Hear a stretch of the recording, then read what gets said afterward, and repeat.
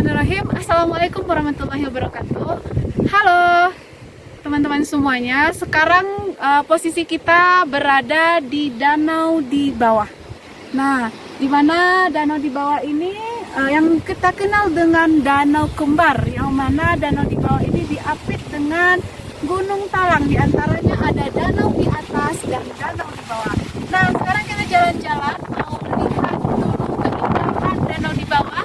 Seperti apa keindahan danau di bawah yang tentunya sangat dekat dengan sekolah SMPN 2 Danau Kembar.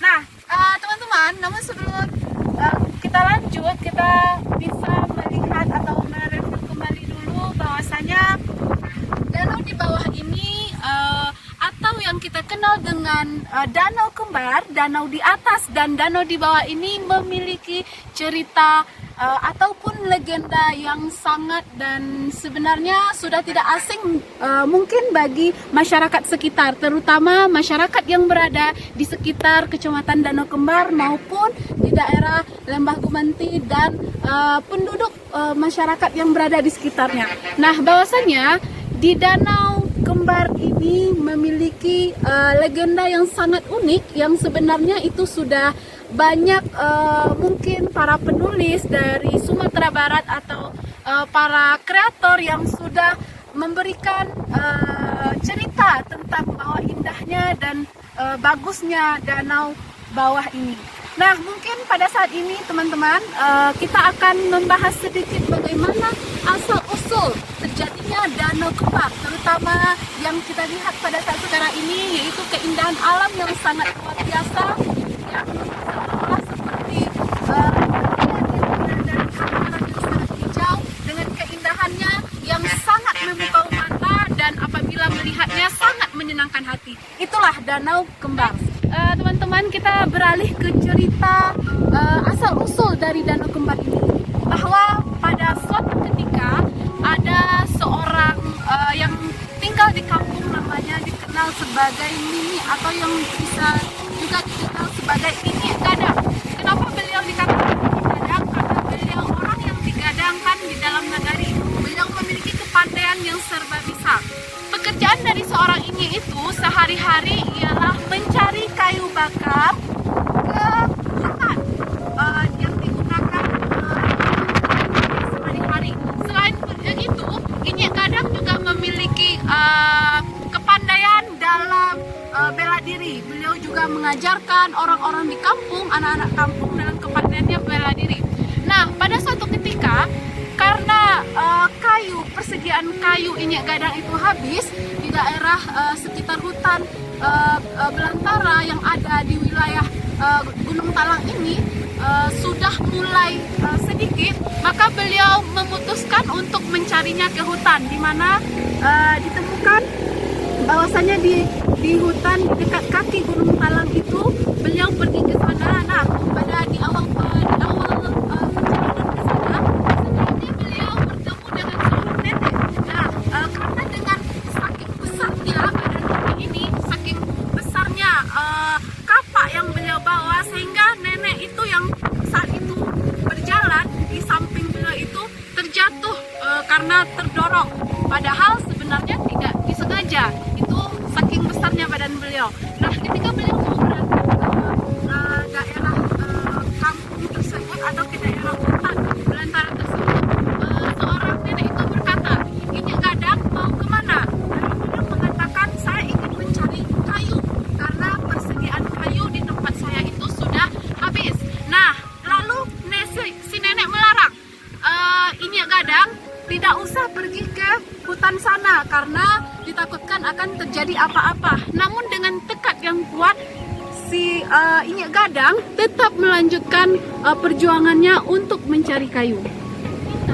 Kakek sang Inyek Gadang terus melanjutkan perjalanannya menuju ke hutan tersebut. Nah, sesampainya di hutan, kakek atau Inyek Gadang tersebut melihat kenapa hutan ini sudah mulai rusak. Padahal kalau dilihat tidak ada tanda-tanda kehidupan di sana, tidak ada jejak seorang pun di sana. Nah, pada saat itu karena kakek itu merasa terganggu dan merasa bingung apa gerangan yang terjadi di hutan ini, maka pada saat itu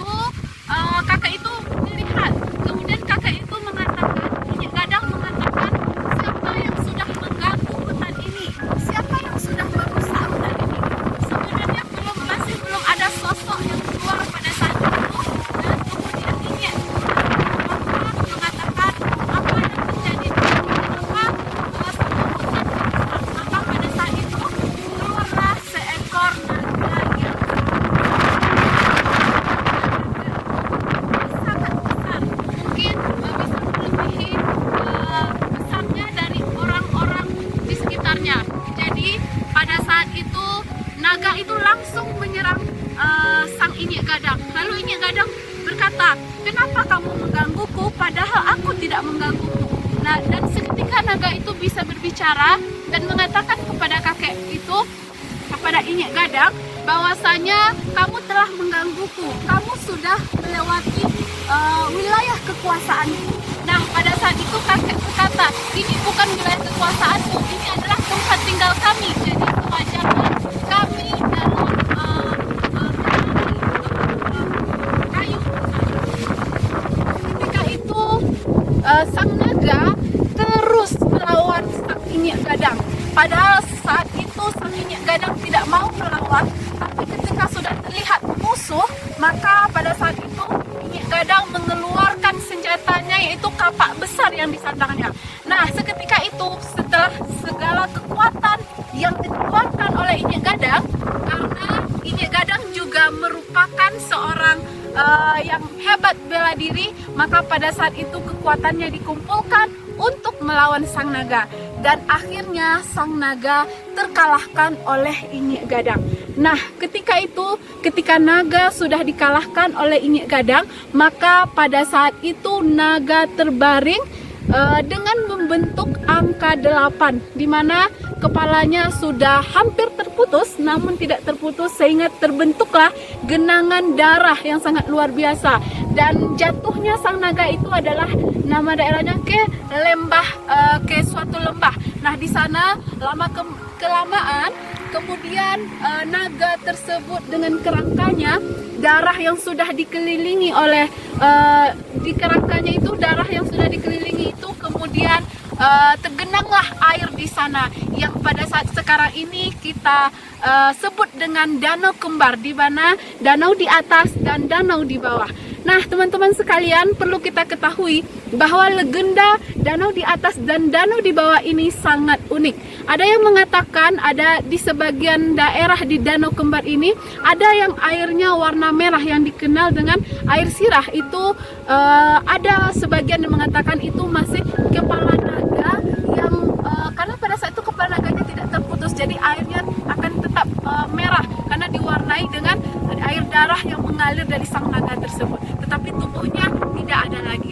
Kemudian ada juga yang mengatakan bahwa istilah lembah Gumanti itu adalah lembah nan mati, lembah Nago nan mati, karena Nago pada saat itu berada di sana.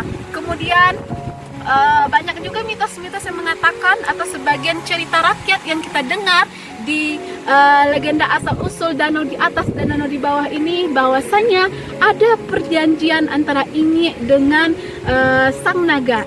Sang naga sebelum meninggalnya, sebelum naga itu mati karena Inyek Gadang, dibunuh Inyek Gadang, dia berpesan, Inyek, kalau seandainya saya terbunuh, maka saya akan meminta setiap tahunnya tumbal, tapi bukan dari keturunan ini. Tapi itu yang pasti, wallahualam, kita tidak ada yang tahu. Tapi memang benar, teman-teman sekalian, kadang ada saja yang musibah yang terjadi di danau di atas dan danau di bawah.